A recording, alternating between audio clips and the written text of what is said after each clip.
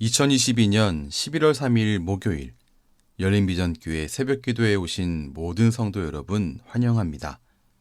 오늘도 하나님의 은혜와 평강이 가득 넘치시기를 기도합니다. 이 아침 우리가 함께 나누실 말씀은 다니엘서 2장 1절로 13절입니다. 구약성경 다니엘서 2장 1절로 13절입니다. 제가 봉독하겠습니다.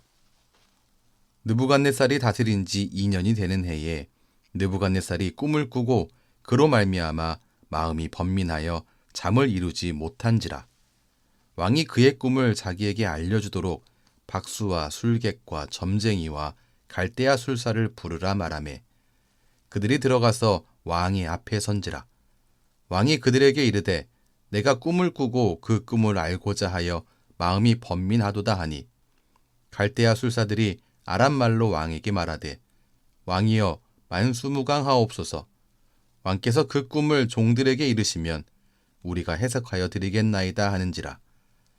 왕이 갈대아인들에게 대답하여 이르되 내가 명령을 내렸나니 너희가 만일 꿈과 그 해석을 내게 알게 하지 아니하면 너희 몸을 쪼갤 것이며 너희의 집을 거름더미로 만들 것이요 너희가 만일 꿈과 그 해석을 보이면 너희가 선물과 상과 큰 영광을 내게서 얻으리라. 그런즉 꿈과 그 해석을 내게 보이라 하니 그들이 다시 대답하여 이르되 원하건대 왕은 꿈을 종들에게 이르소서. 그리하시면 우리가 해석하여 드리겠나이다 하니 왕이 대답하여 이르되 내가 분명히 아노라.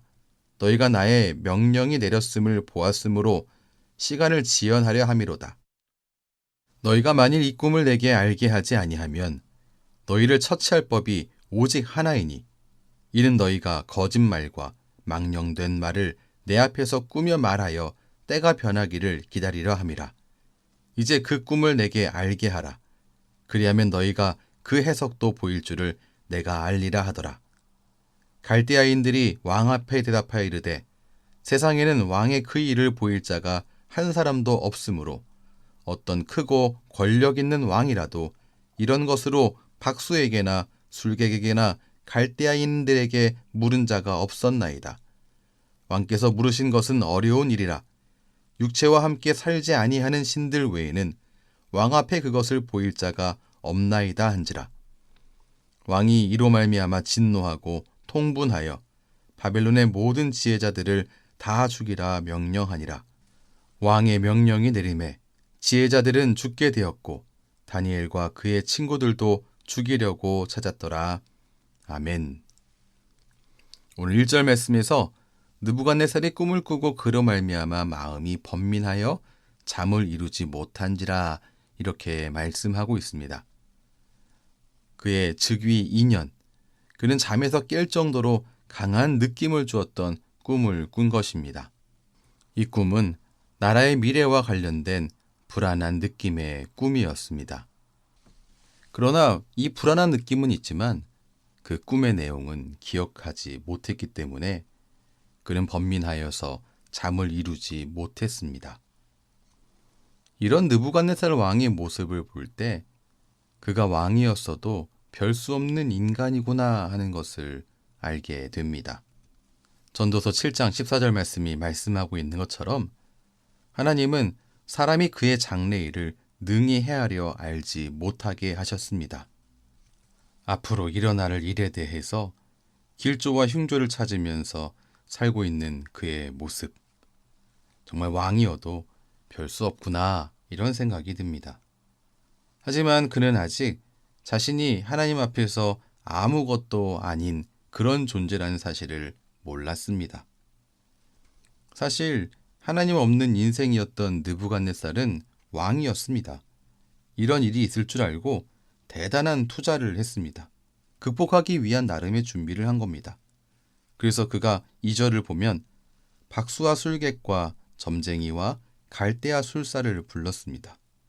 그는 이런 일들을 위해서 박수와 술객과 점쟁이와 갈대아 술사를 교육했고 훈련하고 우대했습니다. 왕은 그들에게 꿈과 그 해석을 알게 하라고 명령했습니다. 이 명령을 하면서 그가 보여준 것은 채찍과 당근 이 두 가지를 같이 준 겁니다. 만일 꿈과 그 해석을 왕에게 알게 하지 못한다면 그들은 죽임을 당할 것입니다. 그들의 집도 망할 것입니다. 그러나 만약 꿈과 그 해석을 보인다면 6절 말씀처럼 너희가 선물과 상과 큰 영광을 내게서 얻으리라. 이렇게 왕이 말하고 있습니다. 하지만 박수와 술객과 점쟁이와 갈대아 술사 이들이 할 수 있는 일은 듣고 해석하는 일이었습니다. 그들의 꿈 해석은 내용을 듣는 데서 시작했습니다. 먼저 들은 다음에 들은 그 내용을 이전에 있었던 여러 기록들과 여러 연구들을 통해서 하나하나 대입해서 그 꿈을 해석해 왔었던 것입니다. 그런데 꿈의 내용을 들을 수 없는 이런 상황이니 어떤 해석도 전혀 이들은 할 수 없었습니다. 결국 그들은 자신들이 이 일을 할 수 없다라고 고백합니다. 이들이 고백하고 있는 내용이 10절과 11절인데요. 10절은 이렇게 말하고 있습니다. 왕의 그 일을 보일 자가 한 사람도 없다. 즉, 인간으로서 이 일은 불가능하다라고 말하고 있습니다. 두 번째가 11절입니다. 육체와 함께 살지 않은 신들 외에는 왕 앞에서 그것을 보일 자가 없나이다 라고 말하고 있습니다. 이 일은 신만이 할 수 있는 일이다 라고 말하는 겁니다. 당시로서 최고의 교육과 훈련을 받은 술사들이 한 고백이 인간은 할 수 없는 일이고 오직 신만이 할 수 있다 이렇게 말하고 있는데요. 이 말은 이 일을 준비된 그들이 자기 스스로가 필요 없는 사람들이라고 고백하는 것이었습니다. 이 이야기를 들은 느부갓네살, 그는 진노하며 통분합니다. 그래서 12절 보면 바벨론의 모든 지혜자들을 다 죽이라고 명령하고 있습니다. 저는 처음에는 이 느부갓네살이 상당히 포악하고 비상식적이고 극단적인 왕이라고 생각했는데요. 그의 명령이 이해가 되지 않은 부분은 여전히 있지만 그 사람이 가지고 있는 어떤 그 마음이 어떤 마음인지는 이해가 됩니다. 이 나라를 위해서 그렇게 많이 투자해 왔는데 이런 문제가 생길까봐 그렇게 많이 시간과 정성과 물질을 투여해서 사람들을 길러냈는데 아무런 소용이 없잖아요. 이 화는 제대로 일하지 못한 그들에 대한 화였고 자신에 대한 화였습니다. 그래서 스스로 필요 없는 존재라고 고백한 이들을 없애버리라고 명령한 것이었습니다. 박수와 술객, 점쟁이, 갈대아 술사들이 한 말도 다 이해가 됩니다. 그들은 할 수 없는 것을 할 수 없다고 말했을 뿐입니다. 이 사건이 보여주는 의미가 무엇일까요? 이 일을 통해서 고대 근동을 정복한 강력한 바벨론 제국의 왕인 느부갓네살 왕은 인간의 한계를 알게 되었습니다. 그리고 이 사건을 통하여서 하나님을 알게 되는 계기를 만나게 된 것입니다. 또한 우리는 이 사건을 통하여서 하나님께서 어떻게 일을 하시는가 그 일하시는 방법을 확인할 수 있습니다.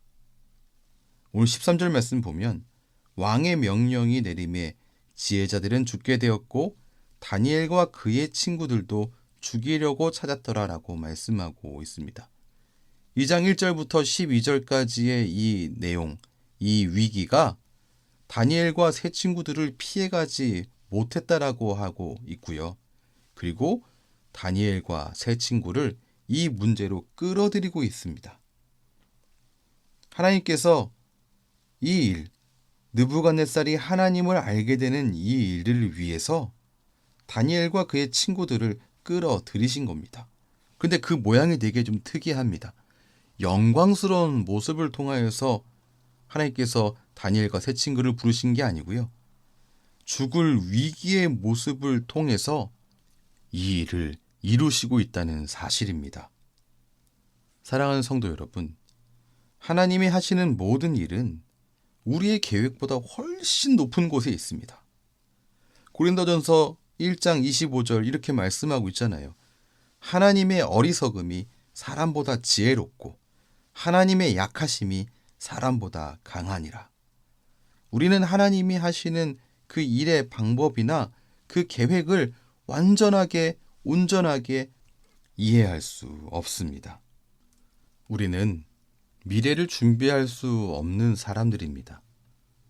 장래의 일을 어떠한 방법으로도 미리 헤아려서 알 수 없는 사람들이죠. 심지어 하나님이 하시는 일도 이해할 수 없는 사람들입니다. 그러나 우리 하나님은 인생의 약함을 통해서 인생된 우리를 만나주시는 분이십니다. 느부갓네살 왕이 아무리 대단하고 위대한 왕이었다 할지라도 그는 하나님 앞에서 먼지 같은 존재입니다.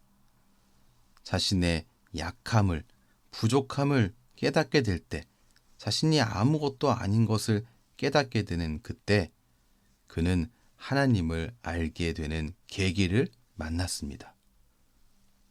사랑하는 성도 여러분, 우리 인생 가운데 바람이 불고 폭풍이 치는 것 같은 그런 때, 내가 아무것도 아닌 것처럼 느껴지는 그때, 바로 그때가 하나님께서 우리를 부르시는 때입니다. 우리를 만나주시는 때입니다. 그 소중한 때, 우리도, 또한 우리의 가족도, 또한 우리의 이웃들도 놓치지 않게 되는 은혜가 있기를 우리 함께 기도해야겠습니다. 또한 우리가 기억해야 할 것은 하나님께서 누군가를 하나님께 돌아오게 하기 위해서 우리를 하나님의 도구로 삼아 사용하신다는 겁니다. 그런데 그 사용하시는 방법은 우리에게 있어서 너무 낯선 방법, 원하지 않는 방법일 수도 있습니다. 오늘 다니엘과 세 친구를 보니 심지어 그 모습이 위기라는 모습을 통해서 찾아오기도 하더라는 것입니다. 이런 상황에서 우리에게 필요한 것은 하나님을 향한 신뢰입니다. 오늘도 우리를 이끄시는 하나님을 신뢰하여 하나님 앞에 온전히 나아가는, 주님을 꼭 붙들며 나아가는 하나님의 귀한 자녀의 모든 삶이 되시기를 주님의 이름으로 축원합니다. 기도하겠습니다. 하나님, 참 우리 인생은 참 하나님 앞에서 먼지와 같은 존재입니다. 우리가 할 수 있는 것이 아무것도 없는데 내가 무언가 할 수 있다라고 착각하고, 내가 준비했다라고 착각하고, 내가 가진 것이 있다고 착각하여서 하나님을 만나는 계기를, 하나님께서 가까이 오시는 계기를 받아들이지 않는 이러한 이 연약함이 우리들에게 있습니다. 그러나 우리의 연약함을 알게 될 때 하나님의 위대함을 알게 되고 하나님의 온전하심을 알게 됨을 오늘 말씀을 통해서 확인합니다. 그러므로 우리의 인생의 약함은 하나님을 알게 되고 하나님을 만나는 소중한 계기가 된다는 사실을 오늘 말씀을 통해서 확인했습니다. 우리의 약한 인생된 우리를 내버려 두지 않으시고 우리를 만나주시는 하나님, 우리의 사랑하고 소중한 가족들과 이웃들을 주님 오늘도 만나 주시옵소서.